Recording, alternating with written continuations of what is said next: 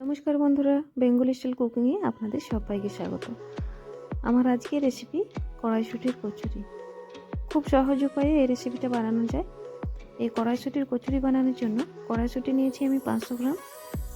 এগুলো আমি ছাড়িয়ে নেব। আর নিয়েছি কিছু ধনেপাতা,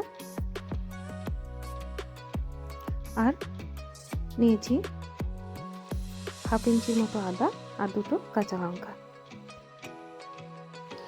প্রথমে আমার এই মটরশুঁটিগুলো ছাড়ানো হয়ে গেছে। কড়াইশুঁটিটা ছাড়িয়ে একটা মিক্সিং জারের মধ্যে নিয়ে নিলাম।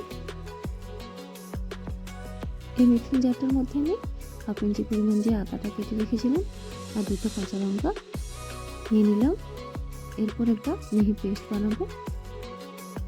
প্রথমে আমি দুবার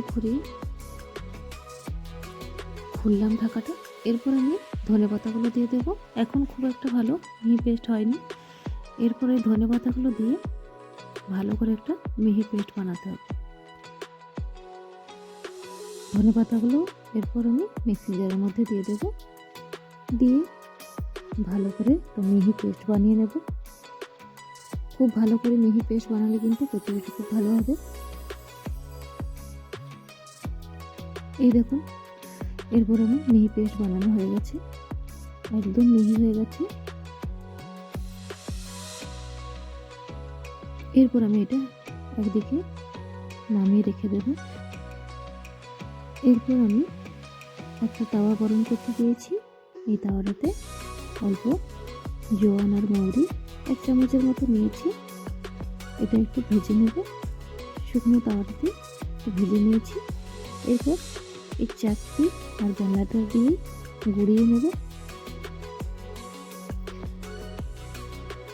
গোড়ানো হয়ে গেছে। এরপর আমি একটা বড় বাটি নিয়েছি। এটাতে আমি আটাটা মেখে নেব। এখানে আমি কচুরিটা আটা দিয়েই বানাবো।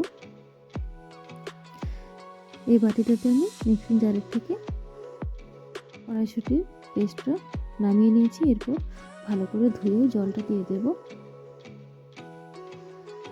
ভালো করে জলটা ধুয়েও দিয়ে দিয়েছি। এরপর আমি স্বাদ অনুযায়ী লবণ দিয়ে দেব। আর দিয়ে দিচ্ছি এখানে জোয়ান আর মৌরি ভেজে রাখা গুঁড়োটা। আর দিচ্ছি 3 টেবিল চামচের মতো সাদা তেল ময়ন দিয়ে ভালো করে আমি মেখে নেব। সবকিছু মেখে নিয়েছি। আর একটা উপকরণ দিতে হবে, সেটা হলো 2 চামচ পরিমাণ চিনি আমি এখানে গুঁড়িয়ে রেখেছি। 2 চামচ পরিমাণ চিনি গুঁড়ো দিয়ে দিচ্ছি। এরপর আবারও আমি ভালো করে মেখে নেব। সব কিছু ভালো করে মিশিয়ে নেব। চিনি গুঁড়োটা দিলে কিন্তু টেস্টটা ভালো আসে, আপনারা না চাইলে নাও দিতে পারেন। এরপর আমি অল্প অল্প আটা দিয়ে মেখে নেব। একটা সফট ডো তৈরি করব। এভাবে অল্প অল্প আটাটা দিয়ে মেখে নেব।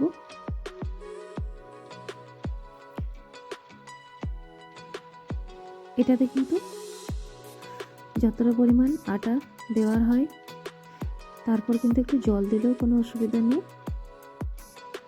অল্প জল দিয়েও মাখা যাবে। খুবই শক্ত হয়ে গেলে অল্প একটু জল দিয়েও কিন্তু মাখা যাবে। আমার একটা ভালো সফট ডো তৈরি করা হয়ে গেছে। এরপর আমি এটা 10 মিনিটের জন্য ঢাকা দিয়ে রেখে দিচ্ছি।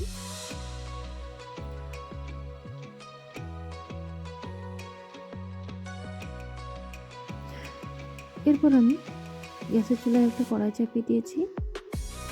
সাদা তেল দিয়ে দিলাম কচুরি ভাজার জন্য। এরপর আমি গ্যাসের ফ্লেমটা একদম কমিয়ে দিয়েছি। 10 মিনিট পর ফিরে এলাম। 10 মিনিট পর ঢাকাটা খুলে আবার আমি একটু ভালো করে হাত দিয়ে মেখে নেব। তারপর ছোটো লেচি করে নেব। আটাটা আমার ভালো করে মাখানো হয়ে গেছে। এরপর আমি ছোট ছোট লেচি করে নেব। এরকম ছোট ছোট করে লেচি করে চাকিটা বেলনাটাতে অল্প করে একটু তেল মাখিয়ে নেব, তাহলে কচুরিগুলো বেলার সময় লেগে যাবে না। এরপর আমি কচুরিগুলো বেলে নেব। এরকমভাবে যদি কড়াইশুঁটির কচুরিটা বানানো যায়, সত্যি অসাধারণ খেতে লাগে। আপনারা যদি বাড়িতে এরকমভাবে কচুরি না বানিয়ে থাকেন, এরকমভাবে কচুরি বানাবেন, দারুণ কিন্তু টেস্ট হয় এবং খুবই নরম হয় এরকমভাবে বানালে। তেলটা এবার গরম হয়েছে নাকি দেখে নিন। তেলটা কিন্তু আমার গরম হয়ে গেছে।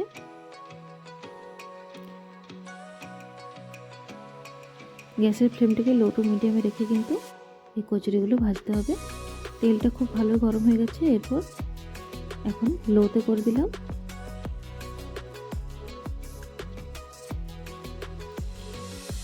দেখুন কত সুন্দর ফুলছে কচুরিগুলো।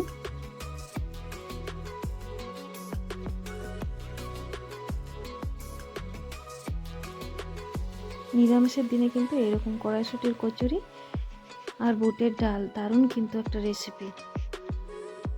আমার তো খুবই ভালো লাগে এবং মেঘলা দিনেও কিন্তু এরকম কড়াইশুঁটির কচুরি, বুটের ডাল খেতে কিন্তু খুবই ভালো লাগে।